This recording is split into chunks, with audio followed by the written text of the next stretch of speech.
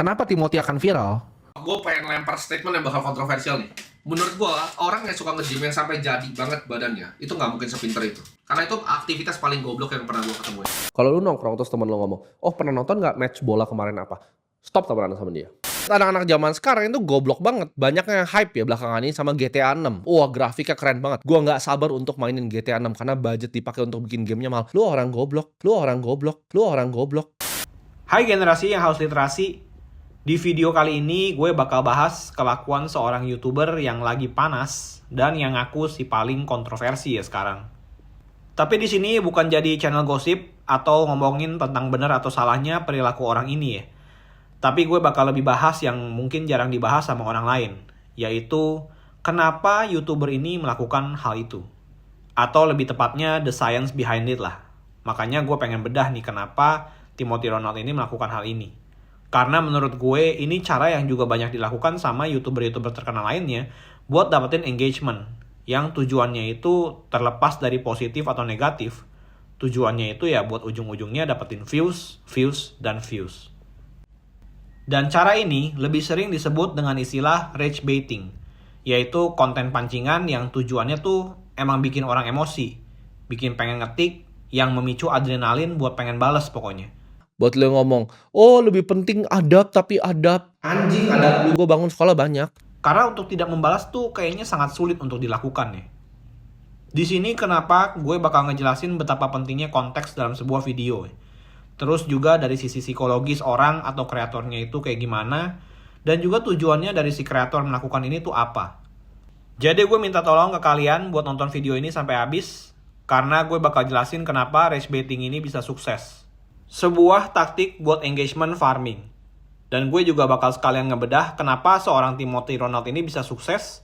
Dan apakah konten-konten kayak begini itu sebenarnya tuh bisa membangun cara kita berpikir atau malah ngerusak cara berpikir kita dan membuat kita ngalamin yang namanya brain rot. Let's take a closer look.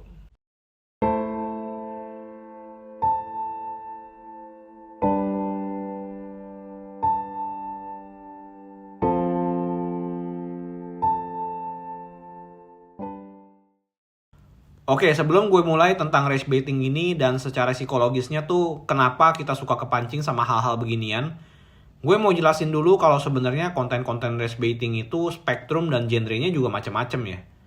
Contoh salah satunya itu adalah tipe-tipe konten kayak prank yang jatuhnya udah ke level yang bahaya. Yang udah ngeganggu ketentraman orang lain lah. Hello, sir. Yes. Do you know what time it is by chance? Yes. Yeah. Let me just borrow like $100. Thank you. Borrow $100? Yeah. For what? I just need to go like buy some stuff. I already got it. $100. Thank you. No, thank you. Huh? Turn this off. What do you mean? I'm calling the police right now. Sir, Yes, I just sir. need $100 real quick. Yeah, I know you're... All right, let me get like another 100. Sir, it's a prank. It's a prank.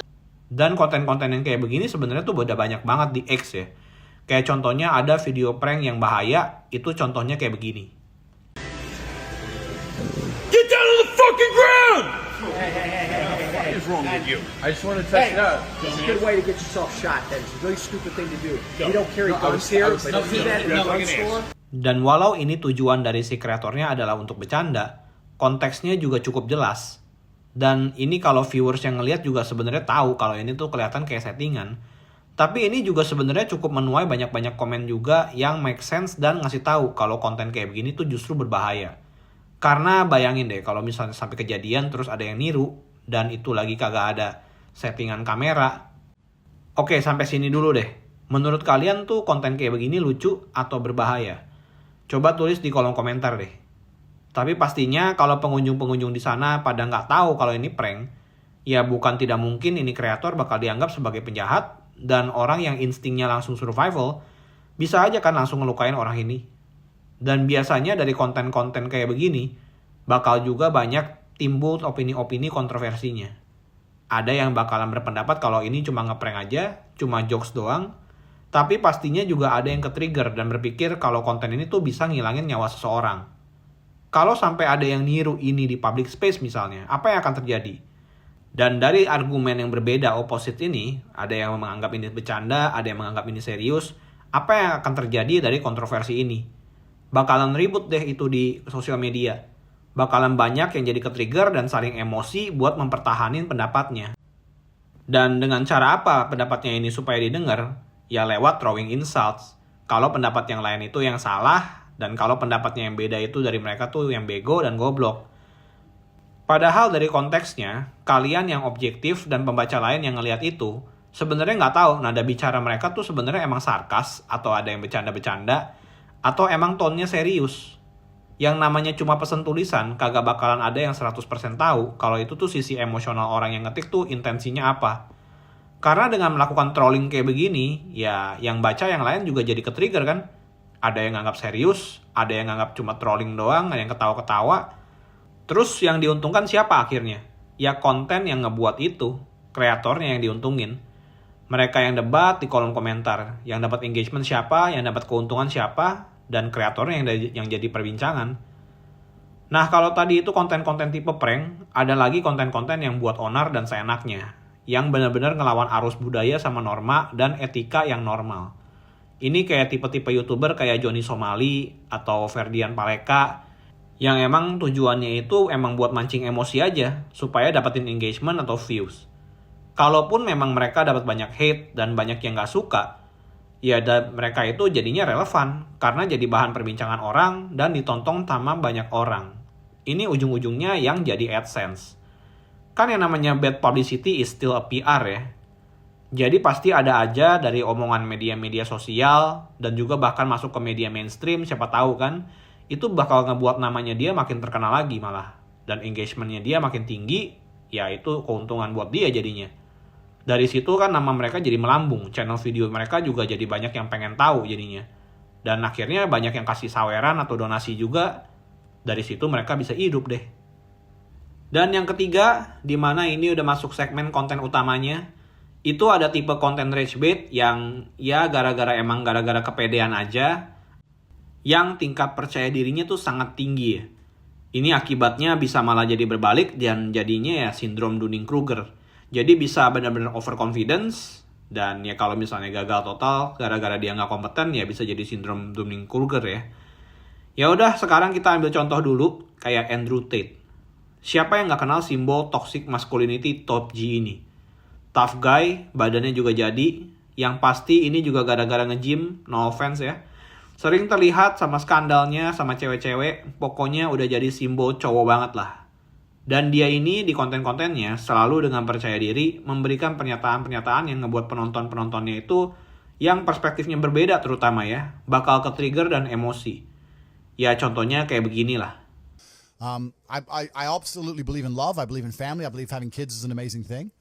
But does that mean I'm ever going to live the completely traditional I'm at home, wife says come home? That's never going to happen. That's not who I am as a man. If I have a woman who I love with all my heart and we have children, I'm still going to be out till whenever the fuck I'm out. I might be gone for 2 weeks. I'm out. See ya. See you in 2 weeks. And if during those 2 weeks I meet a big booty whatever, it is what it is. Doesn't mean I don't love my woman at home. Doesn't mean I'm not going to come back to her. But I'm just true to my instinct as a man. I don't think I should apologize for it. Ini menurut gue pun adalah hal yang salah. Tapi kalau kalian nonton pembawaan dia, cara dia ngegas, cara dia pakai jargon dan ngebuat struktur kalimatnya kompleks, itu ngebuat bakal orang-orang berpikir, pasti ada aja yang berpikir kalau dia ini benar perspektifnya. Dan untuk beberapa hal pun gue juga setuju sama dia. Sampai akhirnya ini ngebuat base followers dia juga makin gede dan makin kuat. Apalagi dia ini muncul timingnya ketika gerakan feminis ekstrim di barat tuh lagi tinggi-tingginya juga. Strong independent woman selalu diperdengarkan, dan itu ngebuat cowok-cowok terutama milenial sama Gen Z yang ada di sana, yang ada di negara barat, itu semua jadi terpengaruh sama gaya pikirnya Andrew Tate ini. Dan harus gue akui, perspektif dia tuh nggak semuanya salah ya guys. Perspektif yang benar itu yang kita ambil, dan yang buruk ya kita buang. Nah tapi balik lagi di sini tuh dia ngegunain confidence levelnya dia yang tinggi buat ngambil base followers orang-orang yang emang udah gerah banget sama tingkah laku feminis di sana. Yang kalau kita lihat sebagai branding, ini justru pinter banget sih.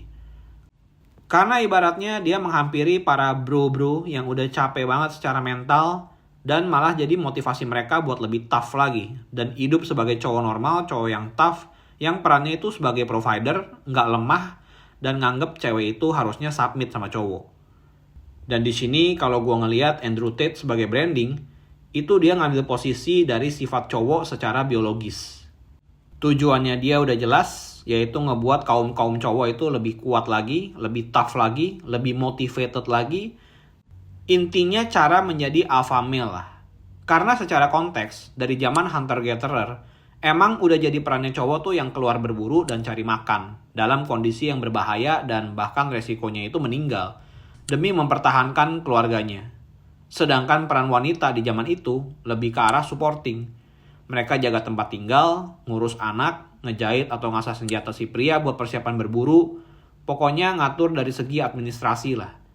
Dan karena secara biologis juga wanita emang punya habit natural buat nurture, ini yang ngebuat argumennya jadi masuk dan cocok. Jadi peran cowok itu sebagai pelindung, provider, dan juga yang pokoknya yang berbahaya lah itu urusan cowok.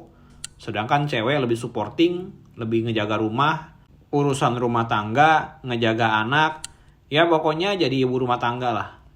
Dan ini menurut Andrew Tate adalah hal yang sangat natural dan sangat wajib untuk dilakukan.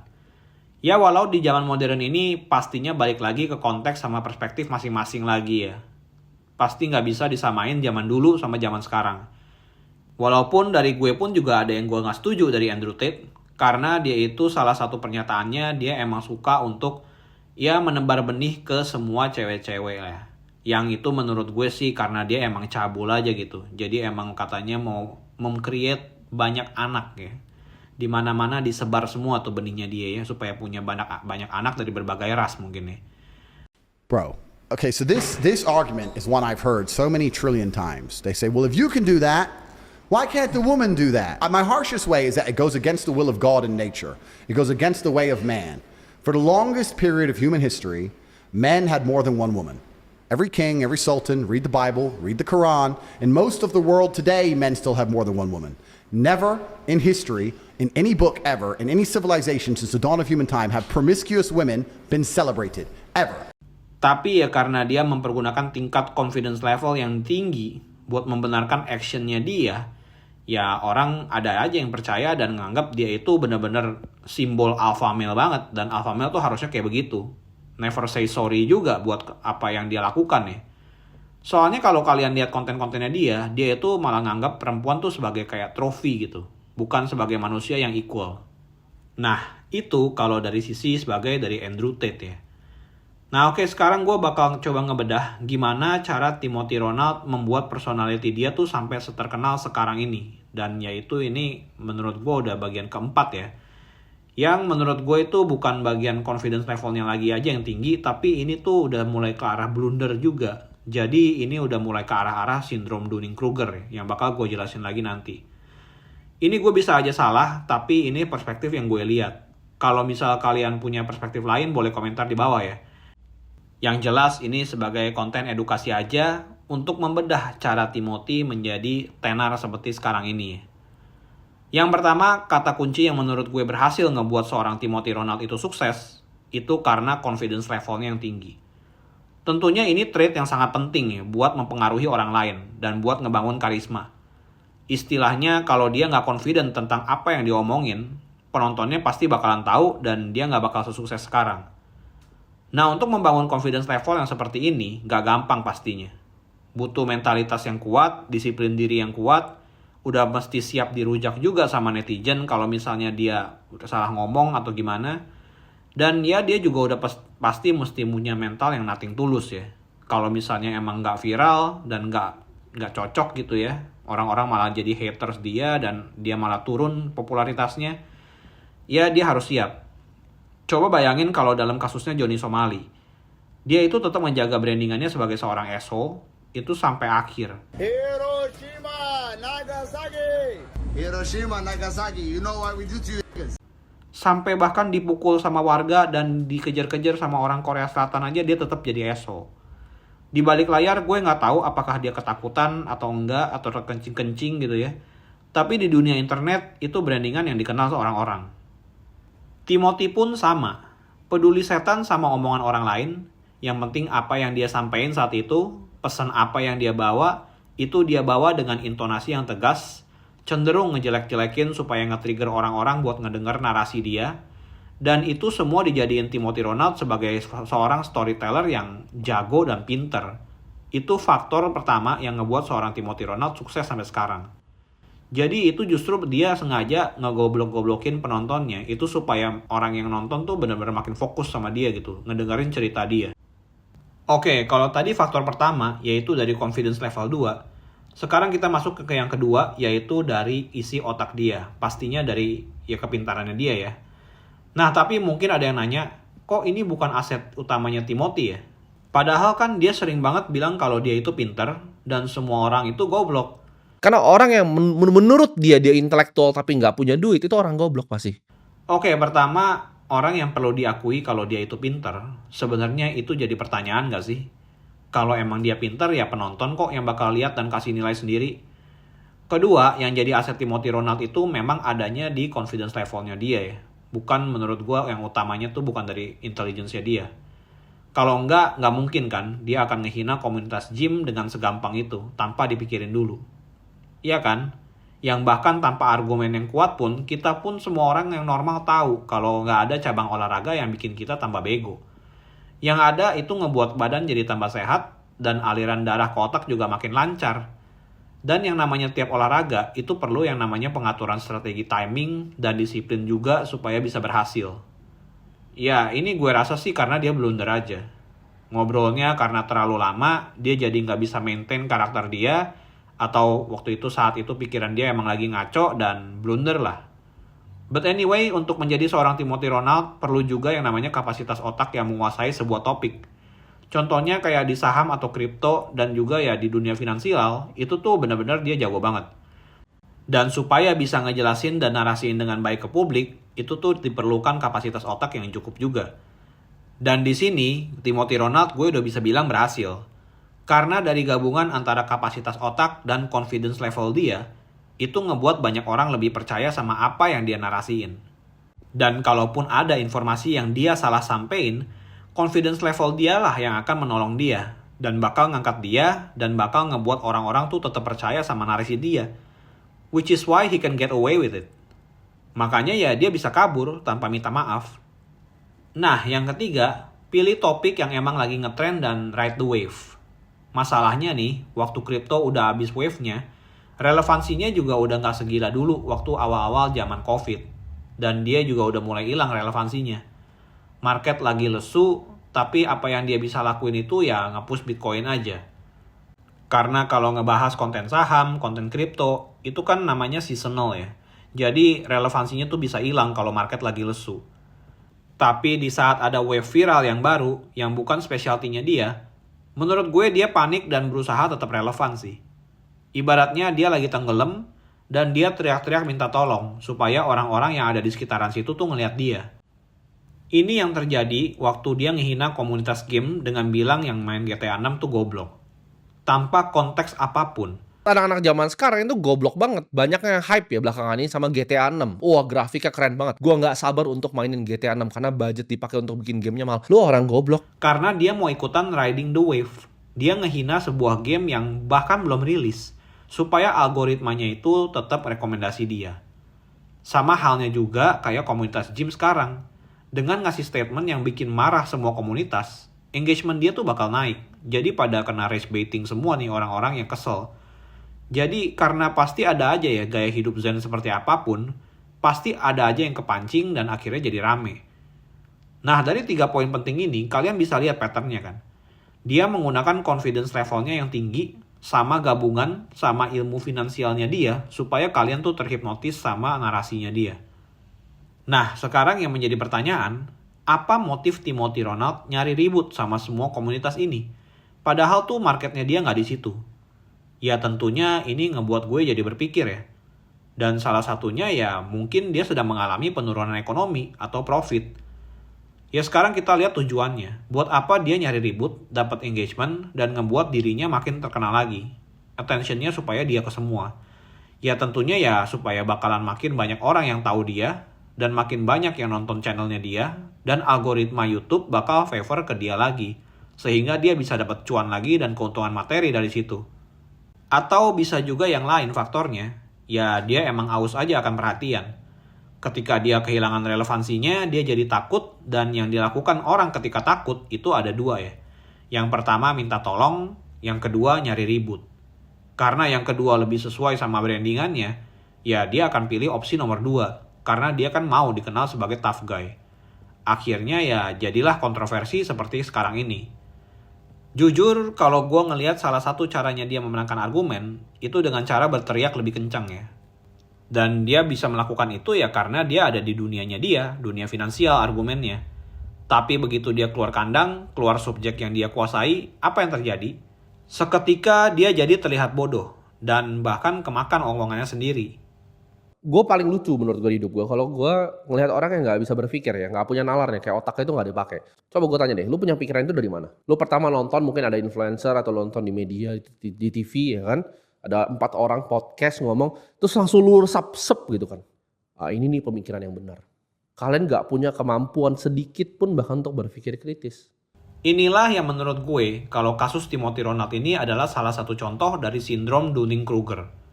Sindrom Dunning-Kruger ini adalah sebuah bias kognitif yang ngebuat orang-orang yang sebenarnya tuh bidang kompetensinya tuh bukan di sana, tapi merasa kalau dia tuh lebih mampu daripada orang lain. Ibaratnya dia ngerasa tuh confidence-nya tuh percaya kalau level kompetensinya dia tuh lebih tinggi daripada orang lain, sehingga dia nganggap orang lain tuh bego daripada dia. Dalam kasusnya Timothy, dari grafik aja perbandingannya udah jelas antara level confidence dan level kompetensinya. Sayangnya untuk subjek-subjek yang lain yang di luar bidang finansial sama kripto, kalian harus benar-benar cerna ulang ya, apakah perkataan orang ini tuh benar-benar atau enggak. In other words, if a simpleton, a good student, and a wise teacher were to have a public debate, this is how things could go down. The simpleton knows just a little bit, but is very confident and voices his opinions loud and without hesitations. The student knows more, but doesn't realize it because she lacks confidence. She keeps quiet. The teacher is confident, but understands how complex things really are. Hence voices his opinions with reservations. In the end, the simpleton wins the popular vote because he is so confident about being right, and people tend to trust certainty. Karena balik lagi, kompetensi yang kalian lihat dari Timothy itu adalah bidang finansial dan kripto. Tapi untuk yang lain, apakah kompetensinya setinggi itu? Kalian harus benar-benar cerna dari hal itu. Karena orang ini level confidence-nya tuh tinggi, tapi dia overestimate kemampuannya dia buat ngejelasin hal-hal yang dia nggak tahu. Kalau lu nongkrong terus teman lu ngomong, oh pernah nonton nggak match bola kemarin apa? Stop temenan sama dia. Kalian bilang, tapi kan saya hobi bola bang, saya hobi bola. Bola itu apa sih sebenarnya? Coba lu pikir deh. Bola itu adalah format lain dari Colosseum zaman Roma. Ketika orang miskin disuruh datang untuk nontonin. Begituan. Lewat TV kecilnya. Oh ya seneng ya. Kalian yang nilai sendiri ya pernyataan dia yang tadi. Hobi dianggap sebagai dosa, gila banget. Jadi kalian harus ingat baik-baik kalau yang namanya ahli di suatu bidang, di suatu subjek, itu belum tentu dia ahli di semua subjek. Orang yang jago matematika belum tentu dia jago di bidang kimia atau kedokteran. Sedangkan dokter belum tentu jago juga dan tahu di bidang fitness tuh kayak gimana. Jadi kalian harus tetap humble dan tetap berpikir kritis dalam mencerna sebuah informasi dari influencer manapun. Apalagi kalau specialty-nya dia bukan di situ. Nah, sekarang kalau dilihat dari keduanya, terlihat ada perbedaan nggak? Buat kalian yang bilang ada, itu boleh jawab di kolom komentar ya. Gue pengen tahu juga perspektif kalian. Tapi kalau dari gue, perbedaan yang jelas nyata, itu karena Andrew Tate itu mengambil argumennya dari hal yang secara biologis itu benar. Yang contoh kasusnya pun juga udah terjadi ribuan tahun yang lalu. Tapi dipelintir aja sisi moralnya untuk menormalisasi perspektif dia. Sedangkan kalau Timothy, yang ngebuat dia dirujak sama komunitas gym, karena argumen dia itu nggak ada basisnya.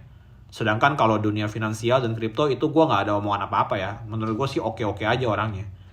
Sekarang kalau lihat dari contoh kasusnya aja, nge-gym bikin orang jadi goblok, itu nggak ada contoh kasus dan jurnalnya juga nggak ada. Makanya hal ini jadi nggak make sense dan statement kontroversial yang dia nyatain, gue pengen lempar statement yang bakal kontroversial nih. Itu cuma jadi sebuah statement penghinaan yang bersembunyi di balik personal branding dia. Ibaratnya kalau dari branding, dia tuh udah dikenal sebagai pribadi yang ceplas-ceplos tapi intelligent. Yang kalau dibawa secara percaya diri yang tinggi, pasti banyak yang makan omongan dia. Sayangnya anak-anak komunitas gym yang lebih tahu cara nge-gym daripada dia, itu tahu kalau apa yang dia omongin tuh justru yang salah. Makanya jadi blunder. Tentunya nggak semuanya yang dia omongin itu salah semua ya. Memang credibility dia buat gue itu udah hancur sih. Dan gue juga bukan target market dia lah. Tapi di sini gue ngejelasin aja secara perspektif gue, konten-konten jenis rage bait ini yang tujuannya tuh emang cuma hidupnya dari kemarahan orang lain. Orang yang butuh coping mechanism targetnya, orang yang lagi butuh venting, orang yang kondisinya lagi kacau dan senggol bacok. Ya, itu menjadi target dari kontroversi yang dibuat sama Timothy Ronald ini ya. Jadi pesan gue ya, jangan kepancing sama emosi, tetap berpikir dengan nalar dan moral yang benar ya. Karena kalau kompas moral kita juga salah, juga pasti nalar kita juga arahinnya ke arah yang salah. Gue harap kalian bisa belajar dari video ini juga, dan semoga bisa membuka perspektif baru ya. Dan kalau kalian suka video-video model begini, boleh komentar di kolom bawah juga. Siapa tahu dari kalian juga ada yang pengen deep dive dan bedah-bedah tentang hal-hal kayak beginian juga. Jangan lupa like, share, dan subscribe. Dan thank you banget buat kalian yang udah nonton sampai habis. Be critical and stay critical.